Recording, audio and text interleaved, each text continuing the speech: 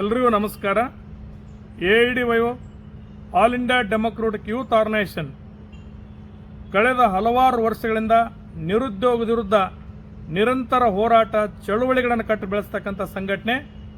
ಹಲವು ಹೋರಾಟ ಚಳುವಳಿಗಳ ಪ್ರತಿಫಲ ಕಳೆದ ಚಳಿಗಾಲ ಅಧಿವೇಶನದಲ್ಲಿ ಡಿಸೆಂಬರ್ 10, 2025ರಂದು ಮಾನ್ಯ ಮುಖ್ಯಮಂತ್ರಿಯವರು 56,432 ಹುದ್ದೆಗಳಿಗೆ ಆರ್ಥಿಕ ಅನುಮೋದನೆ ದೊರೆತಿದೆ ಅಂತ ಹೇಳಿದರು.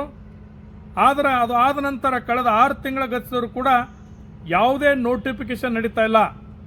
ಆಗ್ತಕ್ಕಂಥ ನೋಟಿಫಿಕೇಶನ್ ಬಹಳ ಕಡಿಮೆ.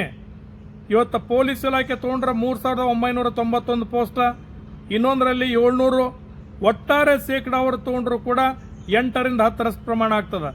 ನಾವು All India democratic youth Organisation ಆಗ್ರಹಿಸ್ತಕ್ಕಂಥದ್ದು ಈ ಕೂಡಲೇ 56,432 ಹುದ್ದೆಗಳಿಗೆ ಶೀಘ್ರದಲ್ಲಿ ನೋಟಿಫಿಕೇಶನ್ ಹೊರಡಿಸಬೇಕು ಅಂತೇಳಿ 23 ಜೂನ್ 2026ರಂದು ಕರ್ನಾಟಕ ರಾಜ್ಯ ವ್ಯಾಪ್ತಿ ಬೃಹತ್ ಪ್ರತಿಭಟನಾ ಚಳವಳಿಯನ್ನು ಹಮ್ಮಿಕೊಂಡೇವಿ.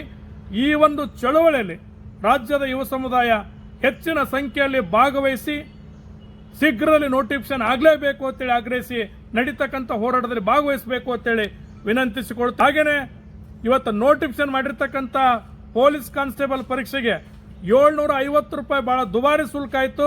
ಇದು ಬಡ ಪ್ರತಿಭಾನ್ವಿತ ವಿದ್ಯಾರ್ಥಿಗಳಿಂದ ರಕ್ತ ಹೀರುವ ರೀತಿ ಇರ್ತಕ್ಕಂಥ ಈ ಕ್ರಮನ ಕೈ ಬಿಡಬೇಕು, ಪ್ರೀ ಎಕ್ಸಾಮ್ ಕಂಡಕ್ಟ್ ಮಾಡಬೇಕು ಅಂತೇಳಿ All India democratic youth Organisation ಆಗ್ರಹಿಸ್ತೇವೆ. ಹಾಗೇನೆ ಇವತ್ತು ನೋಟಿಫಿಕೇಶನ್ ಆಗಿರ್ತಕ್ಕಂಥ ಅಪ್ಲಿಕೇಶನ್ ಹಾಕಬೇಕಾದ್ರೆ ಹಲವಾರು ಟೆಕ್ನಿಕಲ್ ದೋಷಗಳದಾವೆ. ಸರ್ಕಾರ ಈ ಟೆಕ್ನಿಕಲ್ ದೋಷಗಳನ್ನು ಶೀಘ್ರದಲ್ಲಿ ಪರಿಗಣಿಸಿ ಅದಕ್ಕೆ ಪರಿಹಾರ ಮಾಡಬೇಕು. ಅಪ್ಲಿಕೇಶನ್ ಆಗ್ತಕ್ಕಂಥ ಫಾರ್ಮೆಟ್ ಅಪ್ಲೈಗಳನ್ನು ಭಾಳ ಈಸಿ ಮಾಡಬೇಕು ಅಂತೇಳಿ ನಾವು All India democratic youth Organisation ಆಗ್ರಹಿಸ್ತೇವೆ. ಒಟ್ಟಾರೆ 23 ಜೂನ್ 2026ರಂದು ನಡೀತಕ್ಕಂಥ ರಾಜ್ಯವ್ಯಾಪ್ತಿ ಹೋರಾಟದೊಳಗೆ ಹೆಚ್ಚಿನ ಸಂಖ್ಯೆಯಲ್ಲಿ ಯುವಕರು ಭಾಗವಹಿಸಬೇಕು ಅಂತೇಳಿ AIDYO all India democratic youth organisation Karnataka ರಾಜ್ಯ ಸಮಿತಿ ರಾಜ್ಯದ ಯುವ ಸಮುದಾಯದಲ್ಲಿ ವಿನಂತಿಸಿಕೊಳ್ಳುತ್ತೇವೆ.